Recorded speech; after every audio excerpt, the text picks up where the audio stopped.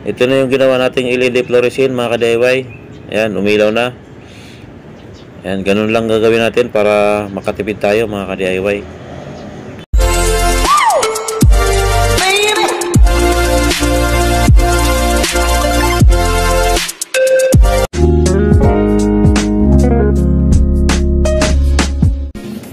Hello mga ka-DIY.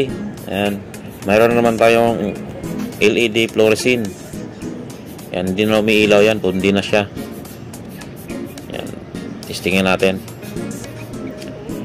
Huwag niyong itapon to mga ka-DIY, mga ganyan, mga LED. Nare-repair pa yan mga ka-DIY. Kagaya nitong LED na to, bago pa to mga ka-DIY. Tapos mga ilang buwan lang, ayan na. May warranty naman to mga ka-DIY kung tutusin, kaya lang ay mahirap na magpapalit, malayo ko nabili to. Ayan, ganyan, no? Ayaw mailaw. Ayan, buksan na natin mga ka-DIY. Ayan, tusukin mo lang yung lock dyan. May pinakalock siya dyan. Malambot lang naman yan mga ka-DIY.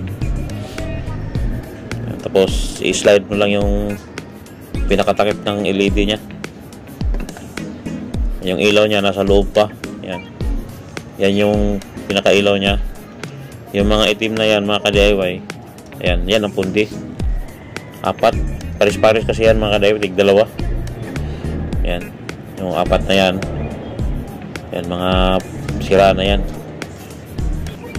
Sundan nyo lang to mga ka-DIY yung gagawin ko, kung paano, para malaman nyo rin pag mayroon kayong pundi ganyan. Ayan, kaya nyo rin gawin. Jumperan lang naman yan mga ka-DIY. Hindi naman kayo ano yan, hindi kayo makukuryente. Basta sundan nyo lang to kung paano ginawa. Ayan.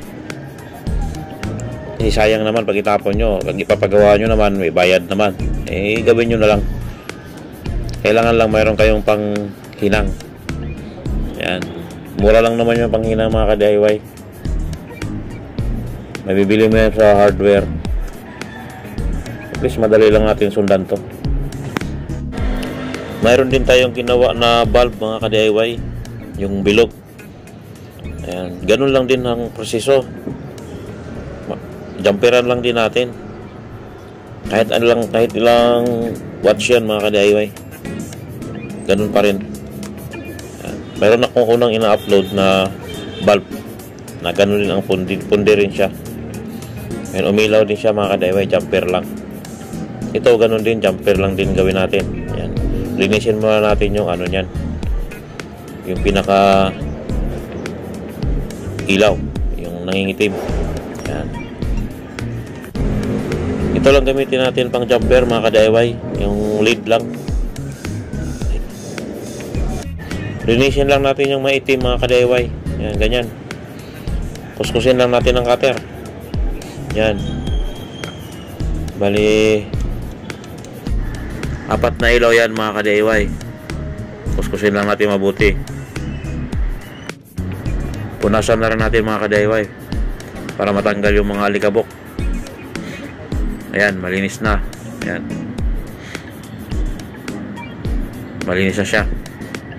Oh, apat na ilaw yan. Lagyan natin ng soldering paste. Ayan, para madali kumapit yung lid. Ayan, hinang na natin. Painitin muna natin yung panghinang. Ayan, mainit na. Ayan, ganyan lang. Yan lang natin yung ayan, pagtikitin lang natin yung dalawang ano na terminal. Yung ilaw na yan mga ka-DIY, may dalawang terminal yan. Yung isang ilaw, may positive, negative. Ayan, pag ano lang, jumperin lang natin yan. Ayan, okay na. Ayan, ganyan lang, oh. Sundan nyo lang yan mga ka-DIY. Oh, di nakaka-repair na kayo. Madali lang.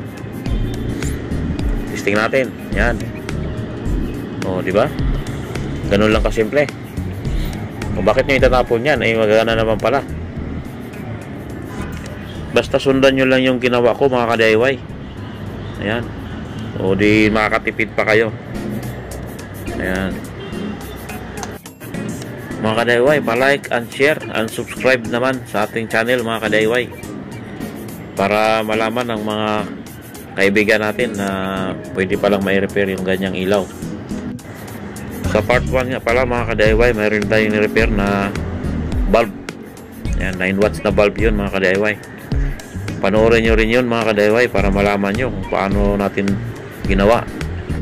Ayan mga ka-DIY, kabit na natin yung takip, yung pinaka-cover nya. Ayan, testingin natin yung ilaw na ginamper natin mga ka-DIY, kung anong resulta, kung wala bang nagbago sa liwanag nya mga ka-DIY. Ayan, saksak na natin. Ayan, switch. Ayun, maliwanag pa rin mga ka-DIY. Ayan, parang walang nagbago. Mayroon lang dalawang itim. Ayan mga ka-DIY, siyempre natural na yan mga ka-DIY, may mga itim talaga siya dyan. Maraming salamat sa panonood mga ka-DIY.